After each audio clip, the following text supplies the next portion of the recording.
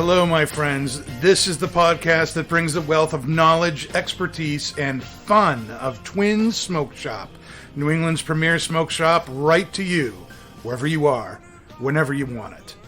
And that's not just blowing smoke. You can find us at our website, notjustblowingsmoke.com, and be sure to follow us on Facebook, Twitter, and Instagram at Not Just Blowing Smoke. Cool breeze in my head, bittersweet smoke flying through the air. It's the way I feel, smoking on a fat cigar. That was Jeff Pitchell's Fat Cigars you were listening to, and that means it's time for Not Just Blowing Smoke, coming at you live from Twin Smoke Shop Studio headquarters in Londonderry, New Hampshire. If you are watching the stream live on YouTube, make sure you hit that subscribe button, or if you're listening after the fact, whether it's on Podbean, iHeartRadio, Pandora, Spotify, iTunes, Google, Amazon, or wherever else you might find us, make sure you hit that subscribe button so that you don't ever miss a thing. I'm Pastor Padron. I'm here with my co-host Dave. Pat took a snow day.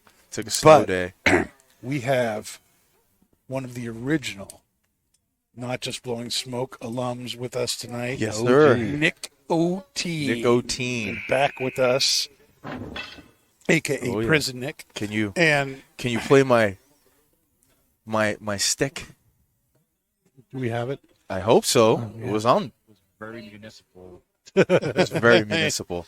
And This. along, yes, this, smoke it if you got it. Always. And we have Kaz Walters from Laudisi Distribution Group with us tonight. Hello, Kaz. And I believe I have a moniker now as well.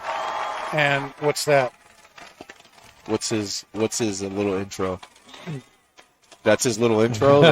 No, applause. I've been dubbed by. So are we doing the Instagram one? No. What you gave me the other night. Oh. I love it. Oh, the Warlock? The Warlock. Yeah. Kaz the Warlock, Interesting. sitting next to Pastor Padron. Yes. Only fitting. Yep. Only fitting. It's because we can't fit on both of Dave's shoulders. right. Dave would be crushed under the weight of these angels sitting on his shoulder.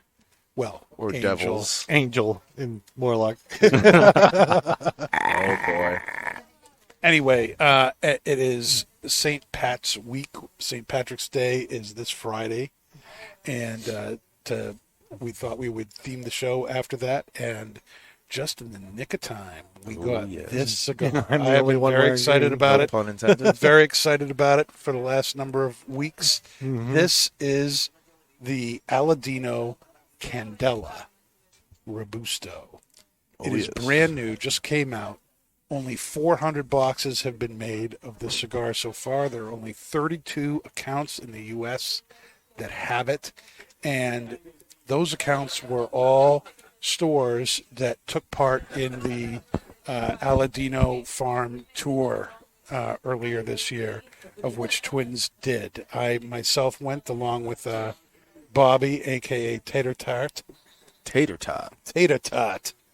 And we had an awesome time, and they unveiled this to us down there, and I have been eagerly awaiting it ever since.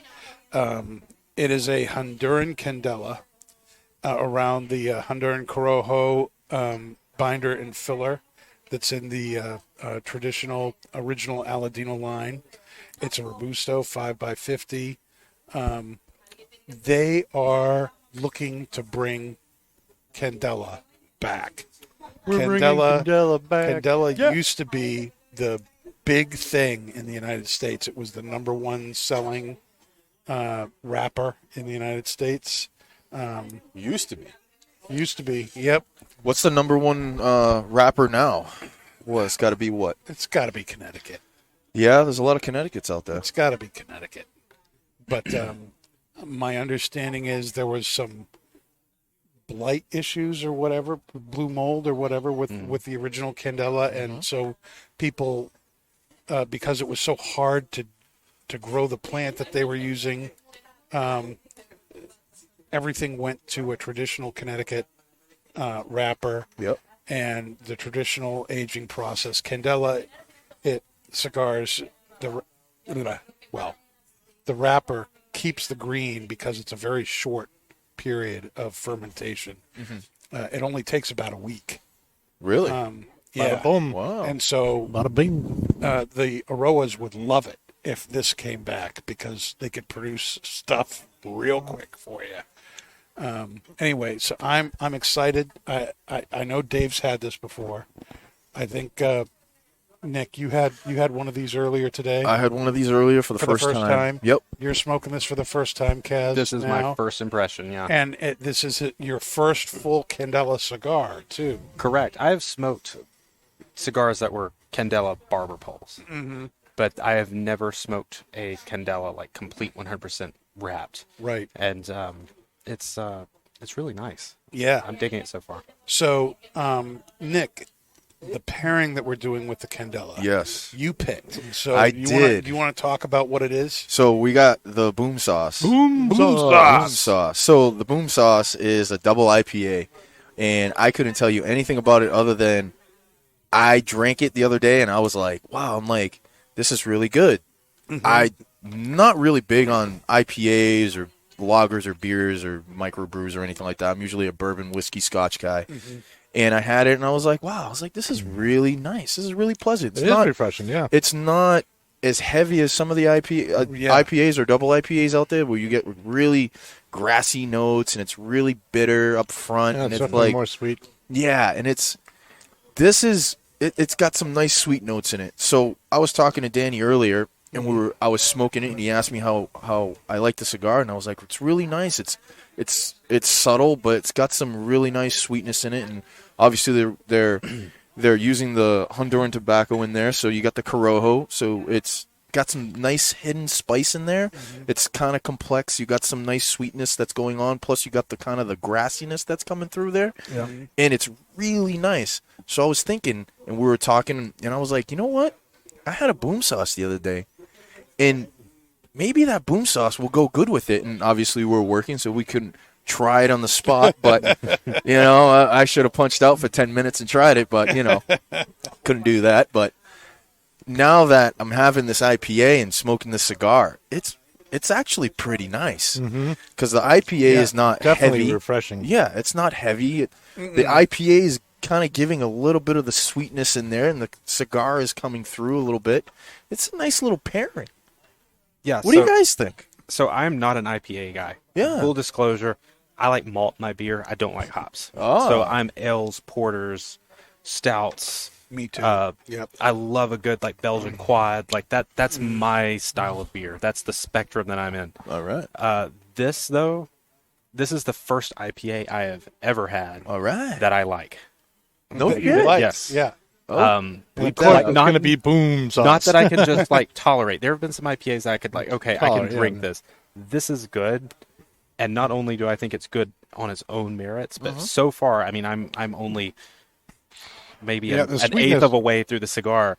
It pairs excellent so far with this cigar. Yeah, the sweetness it's of really the, nice. of the boom sauce goes really well with the sweetness of the cigar. You know, it's got like this really creamy woodiness to it, and then the Corojo gives you that little bit of spice on the tongue. It's right On the- there. Yep, it's right there. It's And beautiful. it's really good. It's right there. Interesting It's match. right there. It's like boom. It's right there. Boom sauce. So it's a really interesting match because you would think a double IPA would be so much heavy. It would be Right. so bitter. It'd be just too much And with for the name cigar. like boom sauce, you know. Right. And No, you would, this is really balanced. Yeah. And I love Corojo. Like it's just the right amount of spice and like the astringent nature, Yep. and the hops go well with that. Yeah. And whereas this Good isn't, call, bro. yeah, baby. this isn't like super grassy. What I associate with the limited exposure I've had with Yeah. Candela. Like there is a what I associate with a sweetness like bread, like wheat. Yep. Like that's what I think. Like it's not sweet, but it's not overly grassy or Right. hay-like. There's something No. there that's really satisfying. And that's because the Candela is a Honduran Sumatran. I Right? believe so. Yes. Yeah, we were talking about that earlier. Yeah. I Beautiful believe idea. Traditional Candela used to be made based off of a Connecticut leaf, and Julio Aroa wanted to up that a little bit. He wanted to get away from some of those really high, grassy hay kind of notes that you would get from that particular No, you got like the leaf, sweet wood. It's just and go with the Sumatra, which had more of a oomph to it. And I think he made a great choice here. Yeah, you nailed it right on the head. I mean, like, with the combination of the Honduran tobacco that's in there, you get that from the Honduran tobacco, the Corojo tobacco. Usually you're going to get that woody, sweet earth with the spice, almost a buttery, creamy finish. And that combined with the Candela is just magic. Yeah. It's just, and then because they're using a Sumatra seed, there is a nice little sweetness to it where it combines with that Corojo tobacco, and it blends so well. You don't even know. If you're closing your eyes, you don't even know that you're smoking a Candela. Do we know if he made a specific blend for the wrapper, or if he used the same blend that he used for his Connecticut's? It's the same blend that's on the. It's the same binder and filler that's used on the original Aladino cigar. Oh wow, awesome! That's nice. That's impressive. Yeah. What a difference! I like just what they did wrapper with the makes. band. Kind of like the Maduro cigar it's the same binder filler as the original, but it's A, box pressed, and then B, has the Mexican San Andreas on it. Yeah. But I tell you, at the end of the tour, and they broke it up, so it took a couple of days to do it. But at the end of the tour, we were with Justo and Julio Aroa, and they broke these out and gave them to us, and we're like, "What do you think?" And all of us were really just kind of blown away with how good this was. I know when you came back and talked about it. This was the cigar I was looking forward to the most. You know? Yeah, I mean, I've had other good Candela cigars. My favorite being the Roma Craft Fomorian. Yeah, that's a which good one. is a kind of a once a year release for them. If they can find the Candela that they like for that, I like this better. It's got that kind of Candela flavor to it, but it's ramped up, and it has cut out a lot of the things that most people don't like about the Candela. Yeah. So you've if you like watch, I'm a big Columbo fan, and not that I was, it was already over by the time. Well, that's not entirely true. He did Columbo, and Peter Falk did Columbo well into the 80s, almost the 90s, right? But if you watch the episodes, all the cigars he smokes are green. Are they? Yeah, they're all Candela. They're all Candela cigars. That's interesting. Everybody, JFK, Candela cigars. You can't tell because most of the photos are black and white.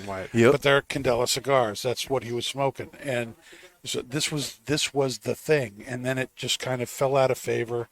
And wouldn't you know, Julio was one of the people who taught him about cigars and rolling, was the guy who brought Candela to the United States. Really? And so he's really wanting to bring it back. So this small introduction is kind of like a test market launch of this cigar. And if it does really well, they're gonna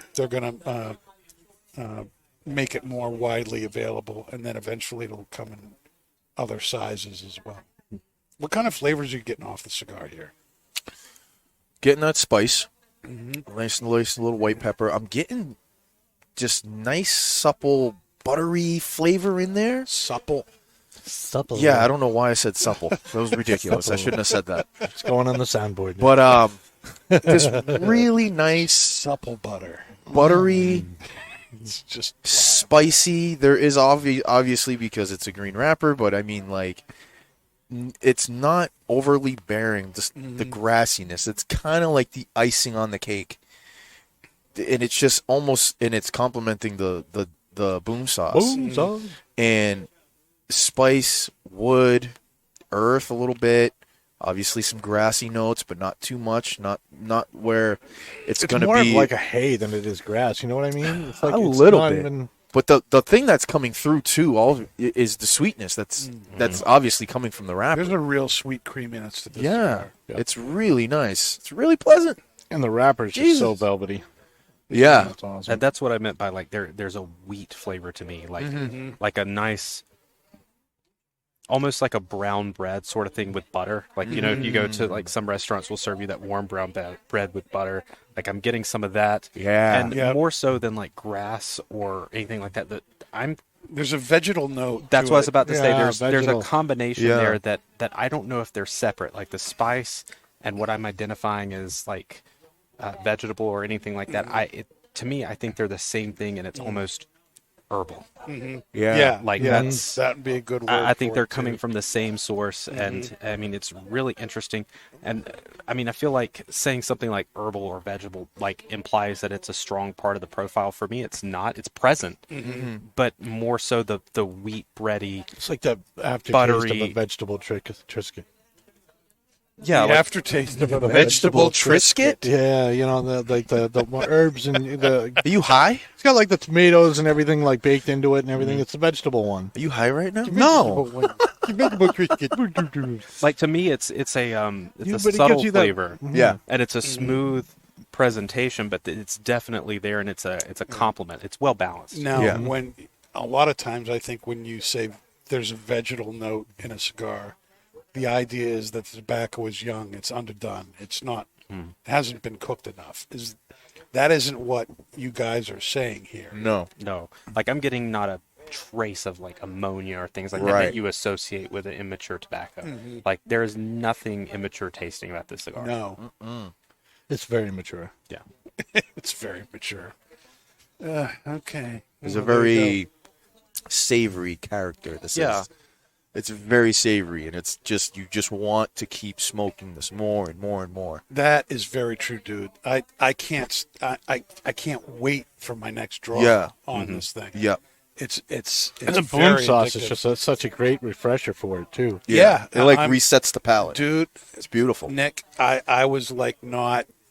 I'm was glad we went with it because we were back I and was forth not for a there. little bit. I was like, yeah, was let's thinking do it. too. I was thinking too earlier. I was like, man, maybe I shouldn't do the boom sauce.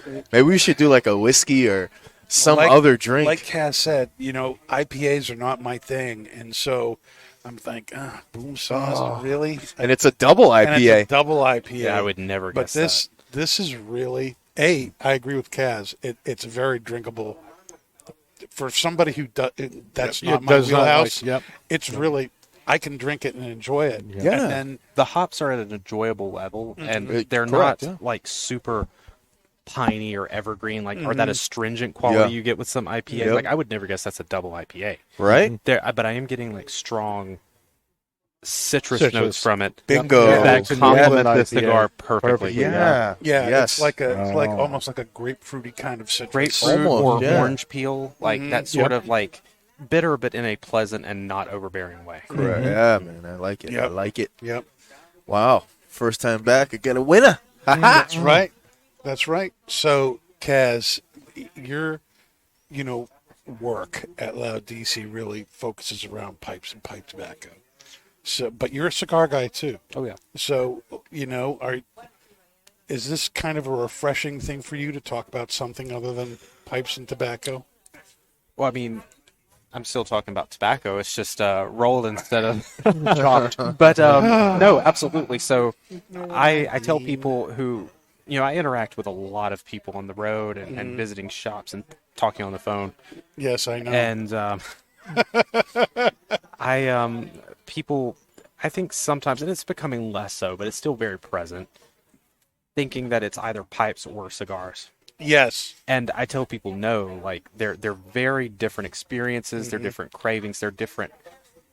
You enjoy different things about them. It's like sometimes you want ice cream and sometimes you want a steak. Yeah. Like not saying one's sweet and one's savory, but like they're very different sensory experiences. And if you want a steak, like a bowl of ice cream's not going Yeah. to cut it. I describe it like wine and whiskey. That's Sometimes a you better want analogy, wine, actually. Sometimes you want whiskey. That's actually better. Yep. But so I tell people I smoke my pipe every day. But I have a cigar frequently throughout the week. Some weeks I'll have one a day. Some I'll have like 3 cigars a week.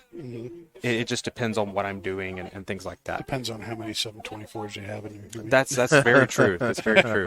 I'm Kaz running is low a big on. 724 fan. Yeah, I need to get more factory 57s and hustlers. But But 57s, man, that's been my jam. yeah, Jam. but Age them with bourbon, they taste like blueberries. It's insane.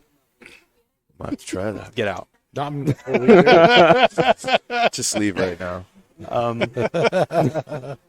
Did you not know? No, because I don't. We do have that. we have them downstairs in the dog walkers in the whiskey bottles, the 6-pack.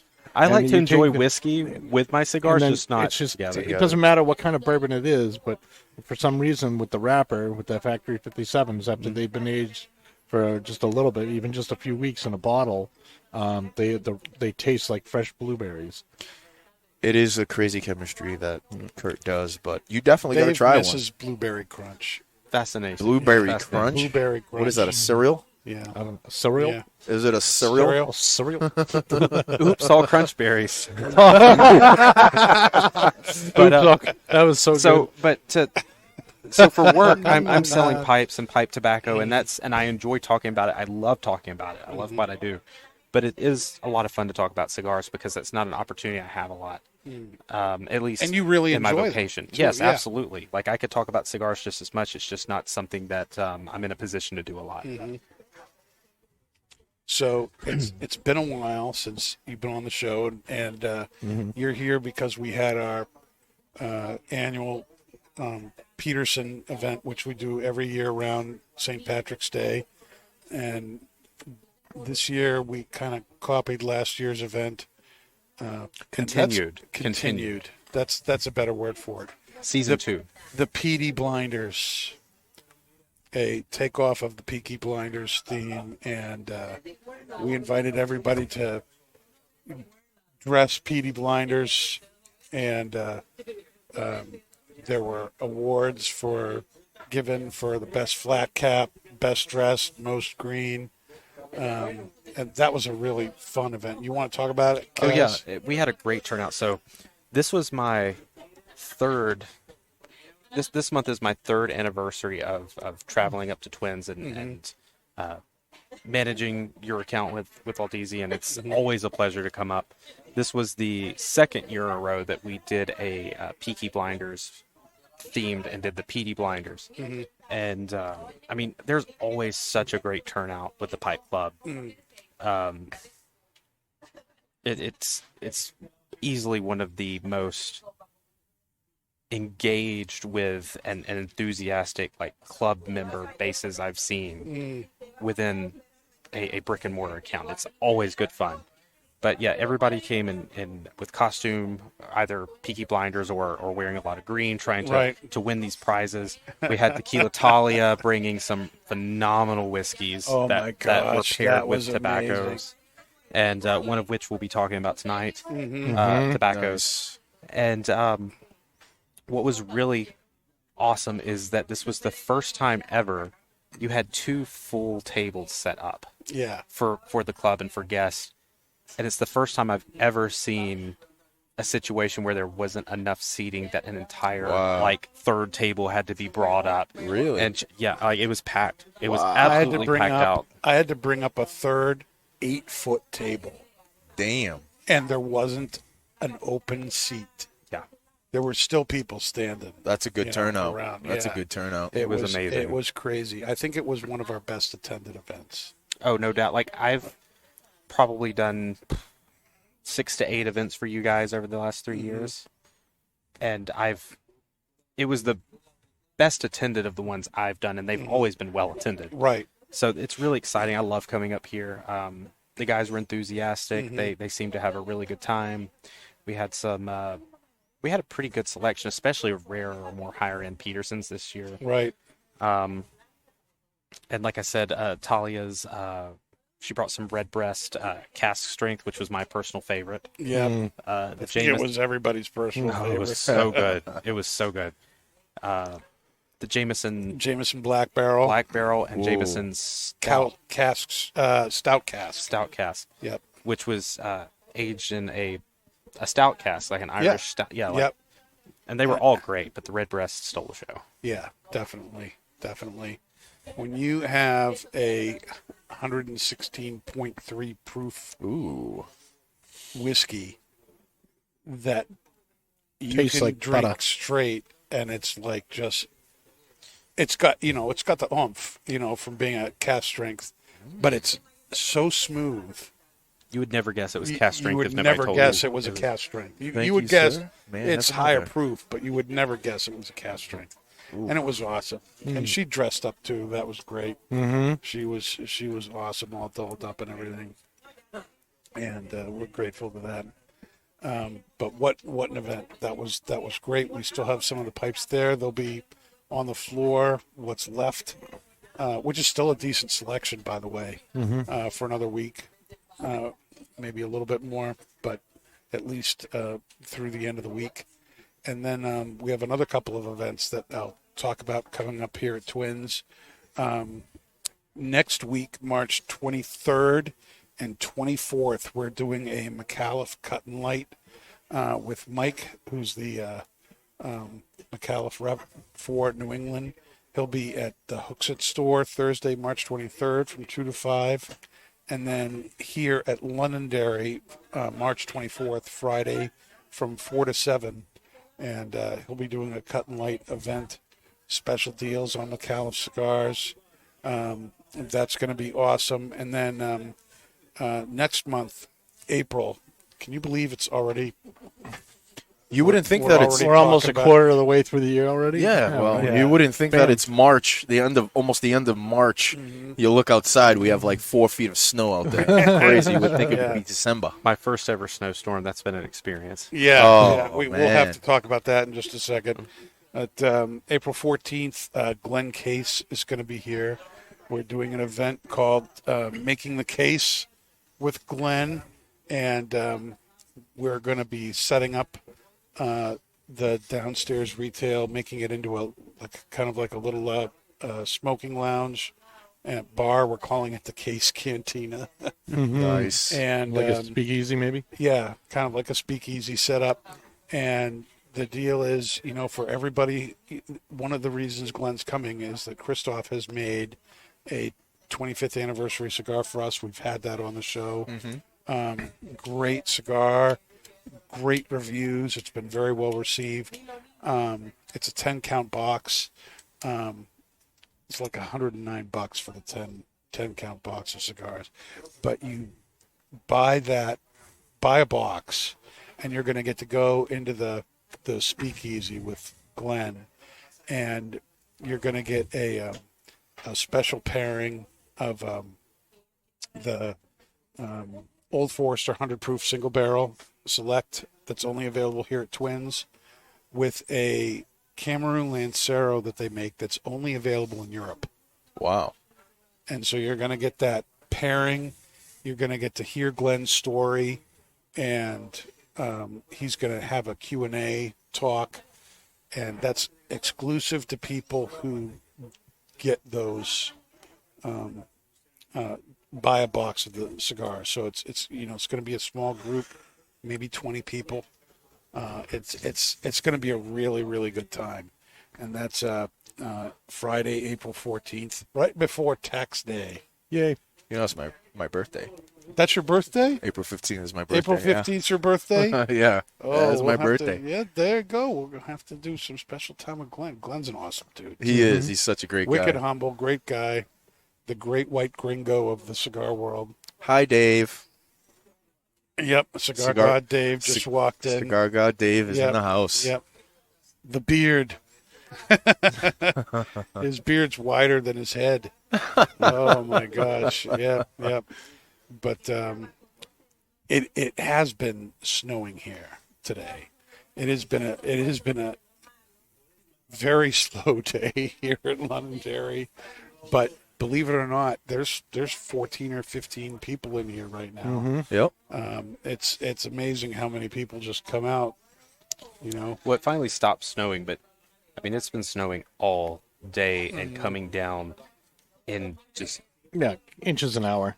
Yes. Crazy. crazy. It is And nuts. I've coming from the South, I've never experienced snow like this. It's kind Really? of wild. Yeah, no, we don't get snow like this. Oh, we get snow like 4 or 5 times a year like this, Yeah. if we're lucky. I mean, a heavy snow for us is like 2-3 inches, Oh, boy. and we're lucky if it even sticks. Oh, my. But yeah, this was wild. It's really beautiful to look at. Yeah? But It's then the you first time tried driving in it. Then you tried cleaning off the car in it. driving in it was not as stressful. I mean, my hotel is honestly, it's walking distance. Yes. I mean, not in this kind of snow, but in normal, It civilized took Kaz 20 conditions. minutes to get here. So, like, I walk out of the hotel and have to like dig the car out, like it's completely buried, not realizing the snow's coming down in droves. That hey, while you're doing this, snow is accumulating on you. Yeah. So Yep. I get in the Should've wore car a and hat. drive just down the road. You can't mess up that perfect hair. Running Look the at that. heat. Oh no, it happened. It happened. Running the defrost, and by the time I pulled up at Twins, all of the snow that accumulated in my hair, unawares to me, melted, and it looked like I'd been in a dunking booth. And I'm like, oh, damn, I've got to do the podcast tonight. So I turned around, went back to the hotel room, and made myself not look like a drowned Brown rat. rat. But no, I'd never experienced such in my life. It's fun though. It's an experience. But then again, you guys, this is life. Yeah. So Yep. It's life for us. yeah, I was not equipped. You know, it's funny. You know, I'd be lying if I didn't say, you know, my mom didn't call me 3-4 times a day asking, "Have you closed yet? It's really snowing out there." No, Mom, we're staying open. Believe it or not, there's people here. You know, Yeah. They came in. Kurt told us if we left not to come back. don't let the door hit you on the way out. Yeah. Hey now. Yep. You know, So- Danny, Yes. in Danny Boy total Nick fashion, I finished the boom sauce. Of course you did. Of course I did. And I started drinking I had the forgotten red. about this. I started drinking the red breast, Yeah. and oh my, Does it go well with the cigar too? it does. There is a very heavy burnt caramel taste to that. That goes really, really well with this cigar. I mean, Really, really well. I mean, like, it's shockingly well. Like, it's just great, man. I mean, like, it's bringing a little bit. I got to smoke it a little bit more, and maybe I can get another. I'm trying to sip on it so I can save it for the pipe. But I mean, like, it's bringing another savory note in there. Like, more sweetness is coming out of the cigar. I'm tasting less of the little bit of grassy note and more of the sweetness that's coming through. So it's accentuating another part of the flavor profile of the cigar. So whereas the citrus and the slight astringent nature of the IPA is bringing out those grassy vegetal notes, are you saying the red breast is bringing out more of that inherent grainy sweetness? Yes, sir, I am. I'm gonna have to try that. Hold on. Oh, red breast is just so good.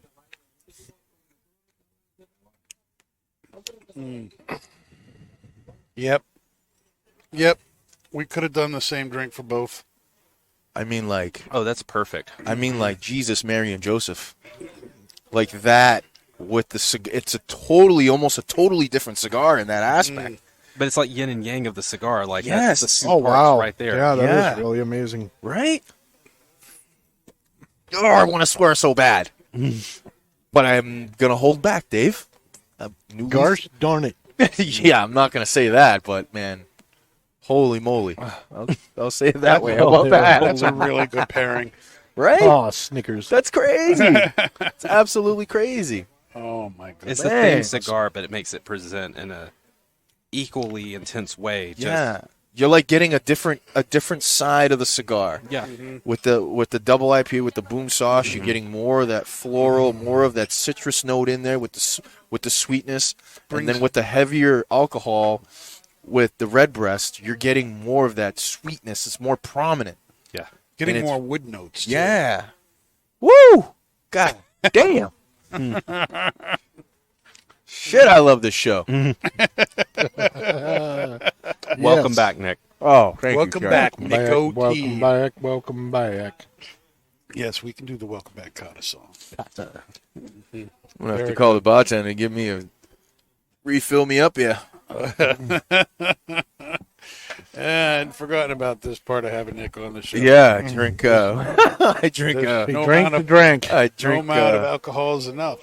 Well, there is. there is a limit, but At the bottom of the bottle. haven't found it. That's the limit. No, It's like the Mariana Trench. There is a bottom. there Nobody is. has seen I it. don't- not in a while. Not in a while. Not even the fish has seen You're it. not even gonna. You can't, James Cameron can't even get to it. This is a fantastic cigar. It is. Believe it or not, we're already like ready to go to the next half of the show. Oh, What do you guys think of this? I think this is going to fly off. I hope so. I hope this flies because this is just something that, I think, and we had Jay from Hookset come in earlier and drop off some stock and stuff like that. And I asked him about this cigar, and he did not give me the greatest review or the review that I was looking for. He said that it wasn't his jam. And look, everybody has their own profiles and their own palates and their own likes and dislikes. Yes. But I think this cigar is great for a beginner. Somebody that's coming in that's looking for a Connecticut or something that's on the lighter end, because this is a cigar that's it's not intimidating. or like with if someone asks for a sweeter tobacco, I'd probably go that route, yeah. So it's a That's not non-intimidating. not infused. It's approachable. Right. It's very approachable. It's a very approachable cigar. Right. It's unbelievable price point at what, Danny? $8.50? $8.50 a stick. It's an unbelievable affordable price. But for somebody that comes in all the time, that is a seasoned cigar smoker, I mean, I can turn this on to them and they will thoroughly enjoy it. You're going to get some really nice complex flavors out of it. Yeah, granted, it's not going to blow your socks off with your shoes still on, but I mean, it's a damn good cigar. Well, so like to what you're saying, like I hear that a lot with pipe tobacco. I hear a lot of that with cigars. So sometimes you want to go and sit down and like if you're going for a meal, sometimes you want really spicy Thai curry or really spicy like Jamaican food or Indian food, something like that. But you can't eat that every day. Sometimes Right. you want bacon and eggs, or you want something that's a comfort thing that not everything Some has shepherd's pie. Yes, not everything has to be a bomb. True. Right. And like so Boom sauce. when a cigar isn't like a bomb, like a really like heavy Maduro, Right. or something like that. And Maduros typically don't have a lot of nicotine because like that fermentation, but Correct. they're flavor bombs. Yes. Like that doesn't mean it's not a good cigar. Like Right. there's room for all these points in the spectrum, and I think people fall into that too much. It's like, oh, it doesn't hit me over the head with flavor or Right. spice, so this isn't a good cigar. No, like maybe you're burning out your palate. Like you need to have that variety. Sometimes you just want a good, comfortable, solid, well-made cigar. Yes. And this to me is like an all-day smoke. Oh, Like, this is for sure. Yeah. Absolutely. So I mean, like, when Jay told me that, I was like, "What?" I was like, "How?" The cigar is so good, and As you soon know as what I they mean. came He in, went I into bought 3 of them. he went into having it, it was grassy forward, and I'm like, "Oh man, it hurt my feelings. It got me right in the heart." Because I smoked this earlier. I'm smoking it now, and I mean, it's such a great cigar for somebody that Makes me again, wonder if he actually had like a real Candela first. Well, I'm pretty sure You he know? has, but I mean, like, the cigar is so complex. It produces so much flavor. I mean, like, I can easily get this into somebody that is just coming in, says that, okay, well, I'm a new smoker. I just want to go up and have a beer, and I can fit this in their hand, no problem, sell it all day. For the person that comes in that has a more complex palate, that has a seasoned smoker, is a cigar aficionado, as we like to say in the Smoke it with shop. some red breast. Yeah. You can smoke it with some red breast. You can have a boom sauce. But I mean, like, this is, I think, the best of both worlds in that aspect, because you're gonna get both in a retail perspective. This is a double seller for me. Yeah, there's enough going on that a more seasoned smoker who likes something that's typically has more body to it, they're going to appreciate this. It's a good change of pace, but it's not boring. No, But Right. it's got what it lacks in those booming flavors, it more than makes up for in complexity and Absolutely. subtlety, and it's interesting. Yeah. Yep. Yeah. It's not one note. No. Yeah. No. And then with each drink, if you're just a bourbon drinker, you're going to get more of the sweeter, earthier, woodier notes with some spice. And then if you're more of a beer drinker or IPA drinker, that's going to bring out more of the floral, more of the subtle sweetness with some spice. It's a crazy cigar. So we're Because of- drinking this with a Redbreast being an Irish whiskey. Like, it definitely brings up what you said, the burnt caramel and stuff. Yeah. I wonder what the vanilla tones that I associate so strongly with bourbon would do to this cigar. I think it would work well depending on the bourbon. Yeah. But, like, it would bring out, I think, even more of that sweet nature. Yeah. But That'd be not the interesting. darker tones we're getting from the Irish whiskey. Right. It'd be really interesting to see how this works with various different Damn. different spirits. Kaz is bringing a whole new dimension to this game here. I'm the warlock. That's I like we're that. There it interdimensional is. beings. He's the man. warlock, man. It's spoken. That's it. Come to the dark side. I'm already there, baby. I'm already there. All right. So now we are moving on to if that's our pick for St. Patrick's Day for a cigar, our pick for St. Patrick's Day, which really was picked by Kaz, Ooh. and a great pick as far as I'm concerned, is Gawith Hoggarth's Brown Irish X. Ooh. This is a very, Indeed. very special tobacco. Yeah. I've got it kind of cut up here. This is what we use to fill the pipes with there. But I brought this up. This is how it comes. Sausage rope. It is Do you have a that stick? rope tobacco. This is perfect for a warlock. You can wrap it around your neck. People think you have a snake, God, but it's yeah. really pipe tobacco. Did you take Kendra And down? very, very good stuff. So you want to talk a little bit about this particular style of, a twist or Yes. rope, and talk about maybe how it's made, why it's made, Absolutely. all that whole end of things. Because I will just try don't not see to. this stuff around. Yeah, I will try not to be so nerdy that I lack the entertainment side of things. Ooh. I'm a tobacco nerd. I can talk White about nerdy. the White nerdy. White nerdy. the aspects of pipe tobacco to the point that it's dry because it's stuff that only like tobacco nerds would appreciate. But I think the story behind rope tobacco and the style of tobacco it feeds into is really interesting. So rope tobacco was originally developed during the time that transatlantic voyages from what is now the UK to the colonies in the Americas could take anywhere from 3 to 4 months. Mm-hmm. So you had to pack a lot of tobacco, and you had to. I mean, everybody And a smoked, lot of ale. and you had to prevent it from drying out somehow. And the first way that was developed was taking rope, or taking tobacco leaves and twisting it into a rope, which is a pretty straightforward process. I've dabbled with it myself. It's a lot of fun, but it is labor intensive because it's done by hand. Right. And that holds moisture incredibly well. And so, Yes. So that was something that was developed, and then later from that developed what's known as plugs, and then later Navy flakes, which is So just, ropes were first. yes, absolutely.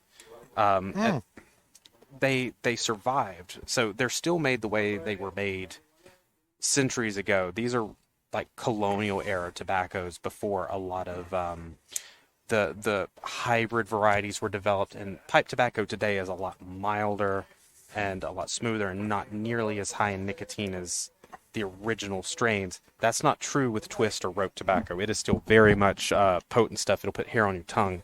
Is the proper word for it twist or rope, or are they both? They're interchangeable. They're interchangeable, so it's proper to say either. Yes, so they're known colloquially as ropes because they're quite literally a rope. Colloquially. But the manufacturers refer them as twist because once you roll them, and the initial part of manufacturing is not too dissimilar from rolling cigars, actually. You have a filler, a binder, and a wrapper.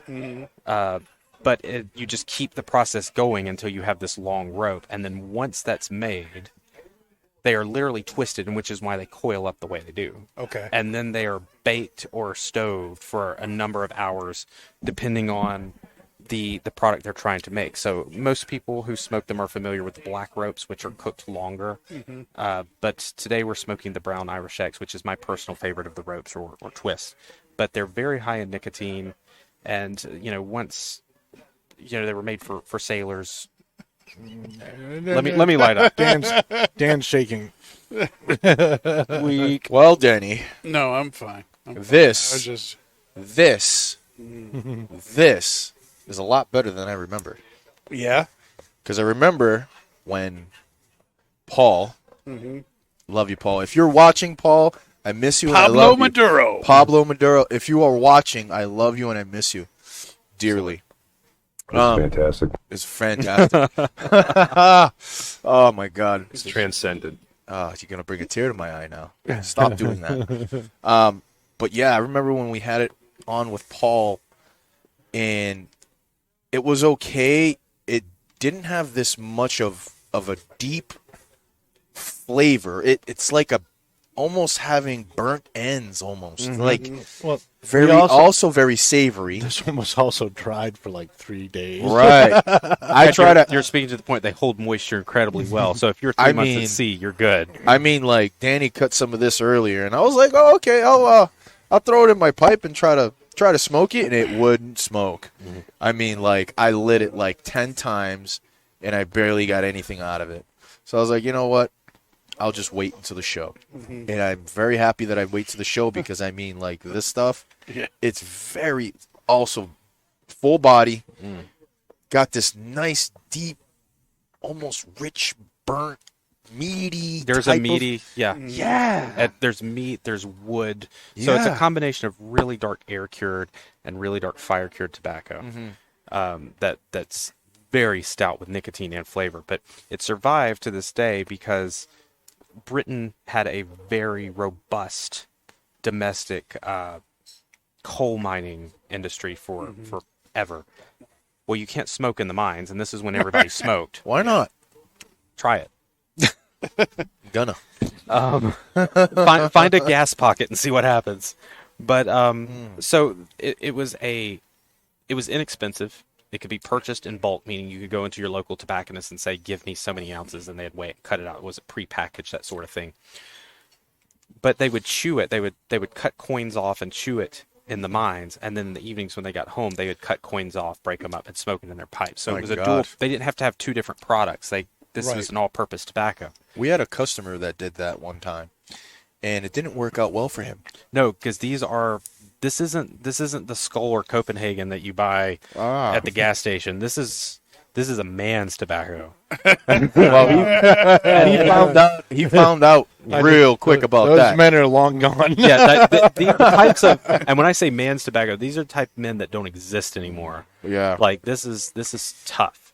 But anyway, it's they have survived because they're literally like you go and you can buy a pipe tobacco from a store, and there's going to be 5 or 6, sometimes dozens of blends that aren't the same but are in the similar vein. Yeah.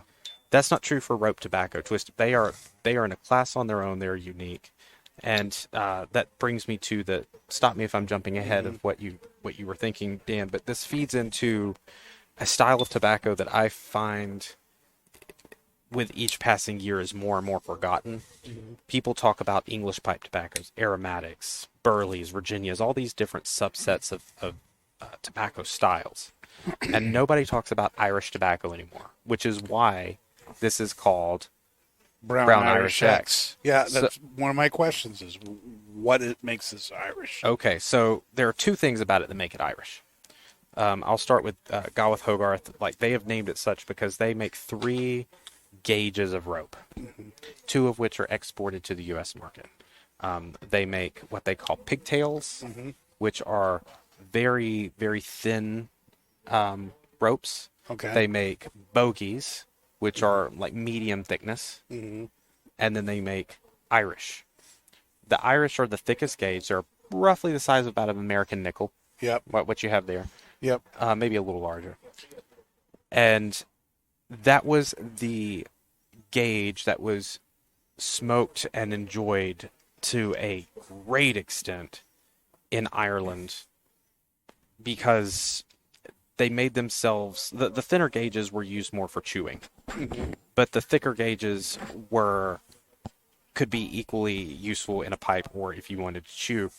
Ireland, up until quite in last few decades, was with the effects of several political things that I won't get into, but they were developing their independence, like everyone knows about the partition that happened in the earlier part of the 20th century. So Right. it was largely an agricultural or industrial country. So the fact that it was so economical made it very popular, and it was also a very stout tobacco, so you got a lot of bang for your buck. And that leads me to, they were exporting a lot to Ireland. Irish tobaccos, which I find is its own style that it's largely forgotten. The Irish preferred very stout, very hardy, very robust tobaccos. The few that remain that would be in the Irish style are, of course, the twists. You have dark flake, dark plug from Gawith Hoggarth, which are quintessential Irish tobaccos. And then you have some from other manufacturers that have survived still, like under the Peterson brand. You have like 3 Ps and That's Irish, a good one. Yes, and Irish flake.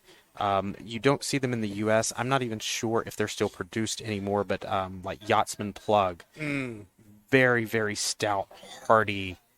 So anything that's predominantly based in really dark colonial era air-cured, fire-cured tobaccos, plug and twist, which made them very portable because there was less manufacturing involved because they were just pressed and cut. You didn't have to do flakes, ready rubs, ribbons, things like that.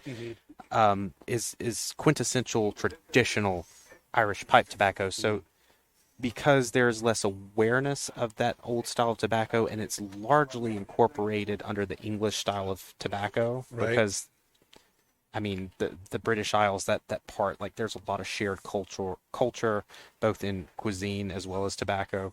It gets looped in there, but it's there is a big difference between the two. And I think anybody who, especially with St. Patrick's Day, if you're looking for something that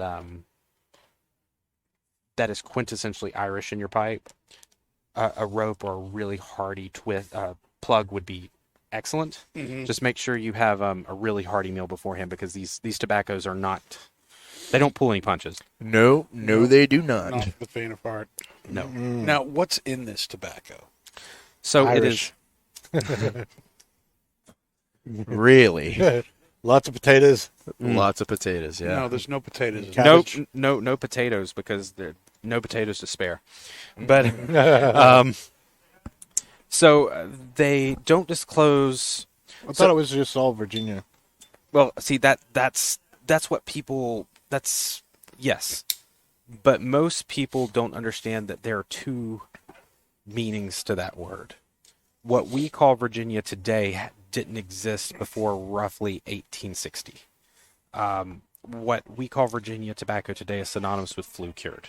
So tobaccos that are cured in a closed barn with indirect heat to preserve sugar. They're milder. They're much sweeter, because sugar, like air curing, makes sugar degrade, and therefore it's not as sweet. Think burley or cigar tobacco. Like there's sweetness there, but it's not like Virginia sweetness where there's a lot of sugar present. Right. So, but the term Virginia tobacco existed far before the advent of flue curing, which was in itself discovered as an accident. Oops, I put it in the flue. But the term Virginia tobacco was a very particular style of tobacco that was actually developed by John Rolfe, who So it was a style, not an actual like leaf. it's a so there are actually only two types of tobacco in the world. Light There's and dark, right? Nicotiana rustica, which is what the Native Americans smoke, which is the only commercial usage today is in snus. Snooze. Snus. What's snooze? It's like a snuff. It's like if you buy the little pouches Yeah. that are tucked in under like Sweden. It's really popular in Sweden and such. Okay. All tobacco, whether it's cigars, pipes, what have you, that is used today is Nicotiana tobacco, which is domesticated tobacco, which all came from John Rolfe. So John Rolfe, he's most famous for marrying Pocahontas, Okay. Yeah. but he was in Jamestown, and he traded in the colonies. Anyway, he picked up tobacco seeds from Trinidad and the Orinoco River Valley, took them back to Jamestown, and instead of using the local natives' form of curing their tobacco, he took tobacco from Trinidad and used the Spanish style of curing tobacco. And this hybrid together created what he called Orinoco tobacco, but that didn't last long. The English called it Virginia tobacco. Okay. And that was what was known as Virginia tobacco up until the advent of flue curing. But all tobacco that's used today comes from that. Like that's what spurred it on. It's basically domesticated tobacco. Okay. But anyway, it starts out as that, which is air cured because flue curing had not been developed yet. Right. And then there is some fire cured in there, which is the same tobacco, but it goes through a curing. But instead of flue curing, which is indirect heat, it's direct heat. So there's a smoky element there. Okay. And that's some of that what you're getting, the burnt ends, the mesquite notes. Yeah. Yeah. If this, I'm 90% sure I'm remembering this correctly, but if I'm not, someone correct me. Okay. But the fire cured aspect of it is the wrapper. The rest of it is air cured. To make it not a complete powerhouse, it does go, like I said earlier, it's basically baked in a kiln. They take these coins, they coat them in an oil. Coins. Hmm? They take coins. Coin Did I slices. say coins? You said coins. Sorry, they take coils. Coils. Coils. I Coils, thought I said coils. coil. They take the coils They're of cut the, off. of the twists, and they put them in essentially a large oven or a kiln coated with oil, food safe oil, so they don't singe, and they're baked for an extended period of time to mellow and bind the flavors. So what you're smoking now that is just so robust and heavy, that's actually a mellowed product. Really? Yes. Jesus, Mary and Joseph. We're talking tobacco that was smoked by this, like the same style of Real tobacco that was smoked by people 300-400 years ago. Like it's insane. This is probably one of the People who drink last mead. true tobaccos from that era that still exists. Wow. So we're smoking a piece of history. Absolutely. Definitely. Whoa. Ooh, Kurt. Kurt. Oh, smoking a piece of history. Stay There we tuned go. next year for 724 twists. Oh, yeah. There Is we that going go. to happen? Could that happen? We should make that happen. Oh, now. I that happen? wish. History. Come on there's- now. It could. I mean, I don't want to get into it since Pat's not here, Jeremy's awesome.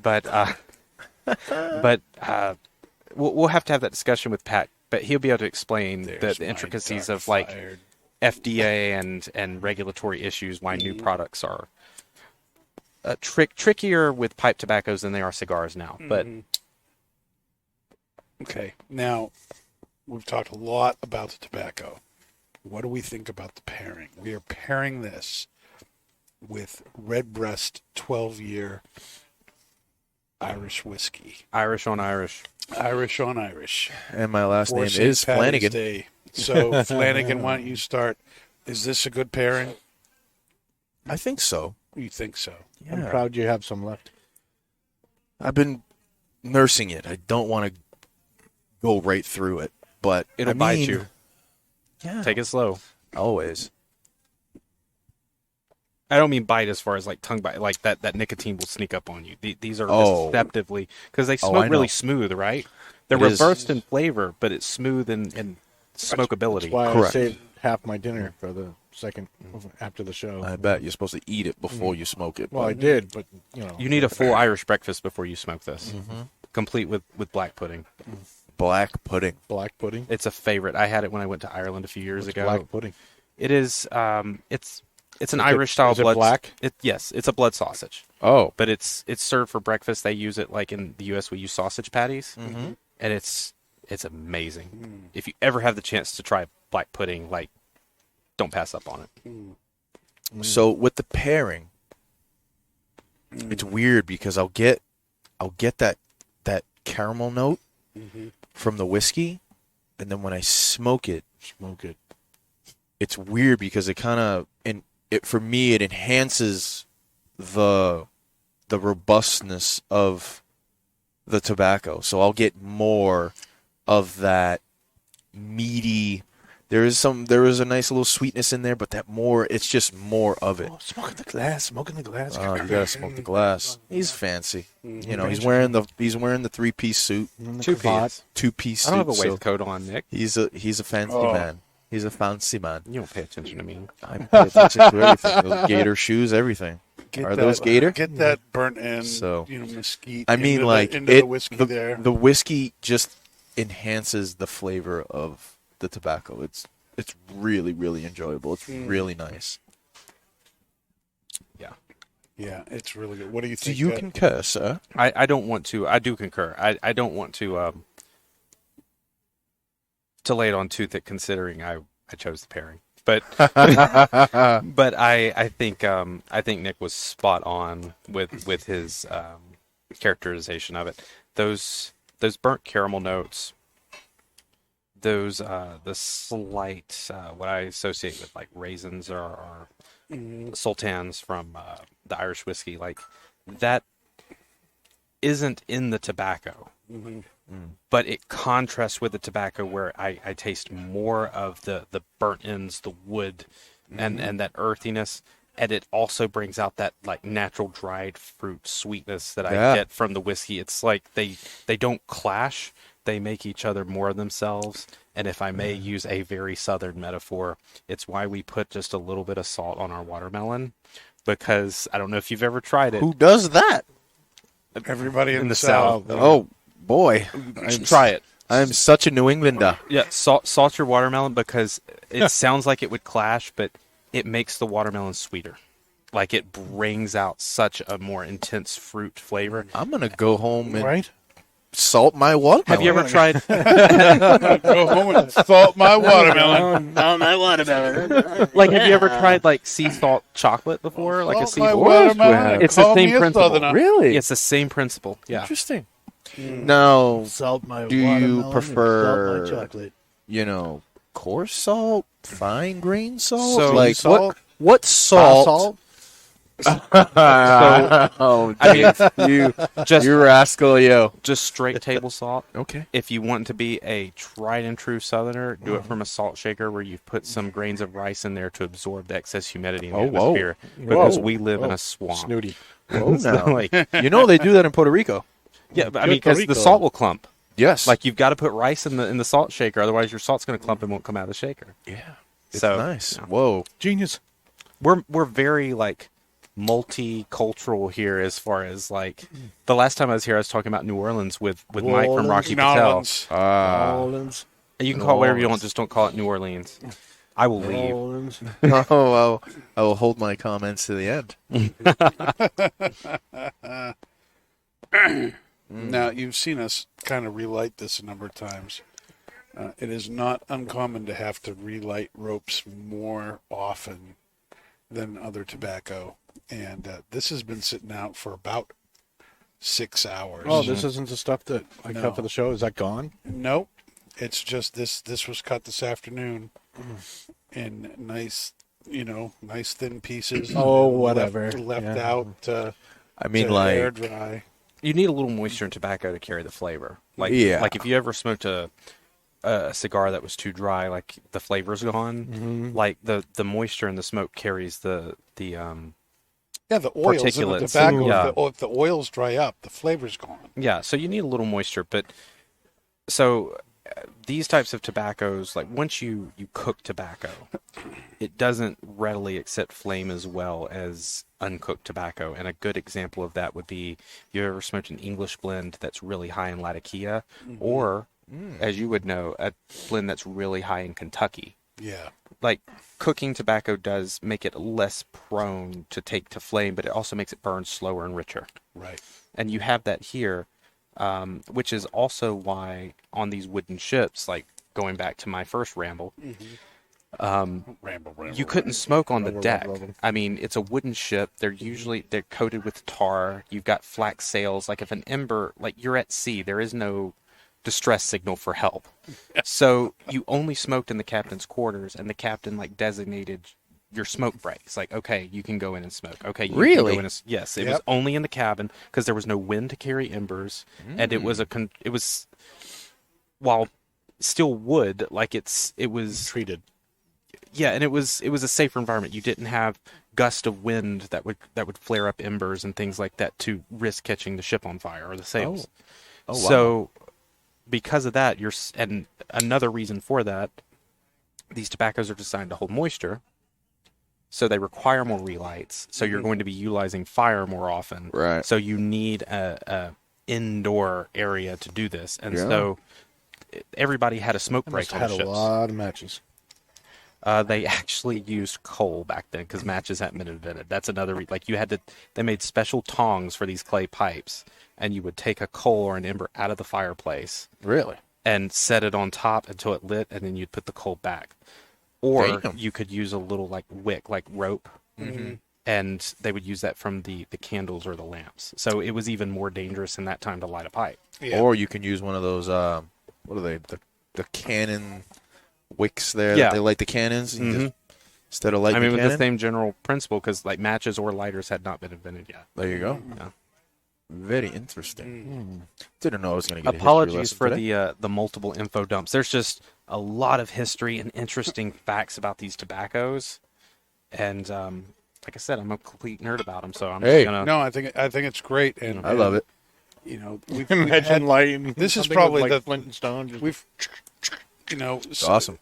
It's not uncommon for us to, I try not to repeat stuff on the show, but there's only so much you can do. You can do, but I mean, this is probably the third time we've had a rope on the show. I think it's the second or third time we've done black twice at least. Yeah. and but it's so unique, and You're right.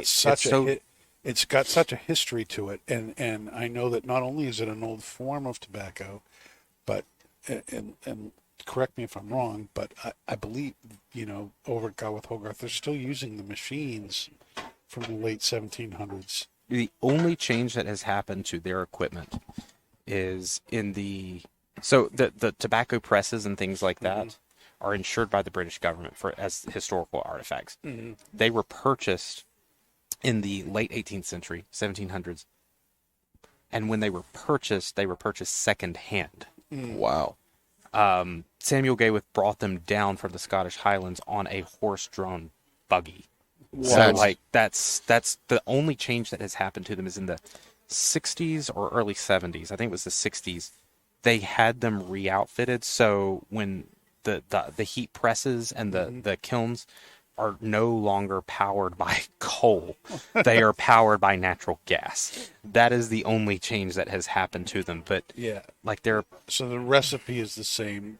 The way that they're twisted is the same. The way that they're cooked is the same. Yes. The way that they're prepared is exactly the And same. the fact that the varieties of tobaccos used in these are still around because it's really the only commercial usage for them it is aberrant that these tobaccos are around today. Aberrant. Yes. Like there's no it is, and also Conical and aberrant. Where do these tobaccos for these ropes come from?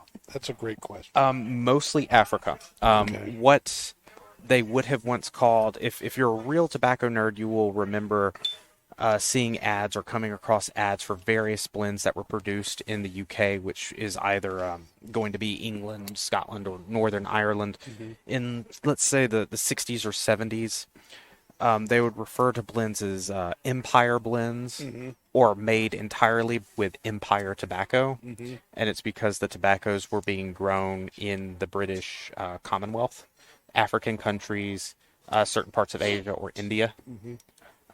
So while the varieties, of course, like all tobacco, originated in the Americas, them being cultivated and grown in other parts of the empire, like parts of Africa, was not something that that came about in that time period, the 60s or 70s. Like, it was actually within short order after their discovery. But a lot of those same tobacco growing regions that were started by the British are still producing today. And like cigars, unlike other pipe tobacco blends tobacco can be picked by machine and processed because it's going to be cut into ribbons or pressed into a plug. These require whole leaves, like cigars. So they have to be grown and cared for and picked and cured by hand. So the leaves are not damaged, because you have to have whole filler, you have to have whole binder, and you have to have whole wrapper. That's Wow. awesome. That's awesome to know. And after cutting up so much of it, I can attest to that. That It's whole leaf. It's whole leaf. And like, you don't see that anymore in pipe tobacco, because there's no benefit to taking that extra pain, because they're going to be cut into ribbons or flakes. Like, it doesn't matter, but by nature, these have to be whole leaf. And that only happens when you have independent farmers picking leaves by hand. Yeah. All right. Crazy. That's beautiful. So That's beautiful. what's our final thoughts on the black Irish, on the brown Irish X and the pairing here? It's not for the faint of heart, I'll tell you that. It's Man, strong this stuff. is a robust tobacco. Yeah, it is. But if you are manly enough, or You'll chew it. women enough, feminine enough, I guess. Some of the ladies that we have up in the lounge do smoke pipe. We've It's one of Kendra's To the- favorites was Black Irish. yeah, Kendra smokes it. We got Bree smoking it, and soon enough we'll have Elise smoking pipe as well. Yep. If you like robust tobaccos, I mean, this is up your alley. I mean, this is charry and meaty and earthy, and there's some sweet accents so to this. savory. And it's very savory. And And umami. and if you have the patience to relight this a few times, I mean, this is for you. And eventually you'll get it going. I am curious, though. I have some ideas, but there are definitely, if you're a cigar guy, you're going to notice a lot of common flavor elements in this tobacco that you don't often find in other pipe tobaccos. Right. Are there any specific cigars out there that you guys think share some common flavor traits with this tobacco? Yes, the Roma Craft Slobberknocker. That was like smoking a steak. Yep, I agree with that. I think there are a few cigars within Roma Craft that probably also share some characteristics, because they're known for being heavy hitters. I got a few that come to mind. Now that I'm Do share. do tell, I would have to say the Le Bijou Torpedo Box Press, or Toro Robusto. My father? My father, yep. So the Le Bijou, my father.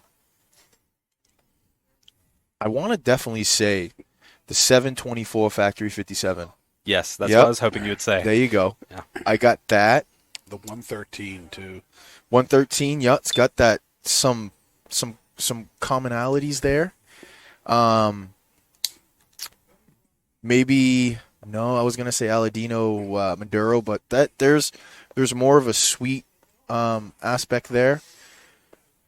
Maybe the Perdomo Reserve Maduro, the blue label. I can see that.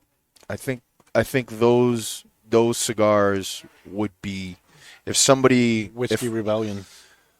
Yeah, you can do the Whiskey Rebellion. That's a good one. That is a good one. Yeah. If I saw Specifically the somebody, Bradford, if I saw somebody that was, if I knew one of the customers that smoked cigars and pipes, I would definitely recommend the. What about the Olmec? The Olmec Claro or the Maduro? No, I wouldn't do the Claro. This is the Maduro for sure. The Claro is more for me, anyways. Is light to medium, complex. There's a little bit more spice. There's a little bit more earthiness there, but not like this tobacco. This tobacco is just, it's kind of in your face, really meaty, really earthy, really kind of, really strong, really, like it'll take you by the effing neck and mommy. be like, smoke me. You know what I mean? So, if you got So I'm glad you said the Factory 57. That was one I had in mind. yeah. I didn't think about the Whiskey Rebellion, but I completely agree with that. And there's another, and it's, I'm going to struggle articulating here what about reminds me of it. So I'm you may know what I'm talking about, and may be able to do it better than I. and the Knuckle Dragger. Yes, but the Foundation Highclere Castle Victorian. Yeah. Ooh. I don't know. Like something about it to me is similar, but I'm having a total failure to articulate what it is. I think it's the sweetness. Maybe no, it wouldn't be the sweetness. No, You're wrong. no, maybe, Your mom. maybe the spice. Maybe the. There's I haven't had that depth cigar there, in so right? long. Yeah, I'm trying to, because I haven't had that cigar in so long. I'm trying to nail it. To try to, man. Now I'm gonna have to smoke it. Now I'm gonna have to smoke the Highclere Castle. So the Vitola that I smoke is the Corona. Oh, So you get a reference that like what I'm picking up. I'll have to buy one. Yeah. I'll smoke it on the way home. Do that. All right. Well, Kaz, thanks for being with us tonight. Thank It's you for always having awesome to see you. Yep. Always great to have you on the Always, show. always. Always a I pleasure. hope to have you up in another 4 weeks when you bring back up the next 724. All I need is an excuse, Dan. Yeah, that's right. That's what I'm counting on. Make, People, make sure you forget your coat here too. Oh, that's that's another excuse. We'll get Kaz back. No worries about that. be careful what you wish for. That's our show for tonight. Thanks, everybody. We'll see you next week, next Tuesday. Not Just Blowing Smoke. Smoke 'em if you got 'em. You've been listening to Not Just Blowing Smoke, the podcast that brings the wealth of knowledge, expertise, and fun of Twins Smoke Shop, New England's premier smoke shop, right to you, wherever you are, whenever you want it. You can find us at our website, notjustblowingsmoke.com, and keep in touch with us on Facebook, YouTube, Twitter, and Instagram at Not Just Blowing Smoke. Thanks for listening, everybody, and that is Not Just Blowing Smoke.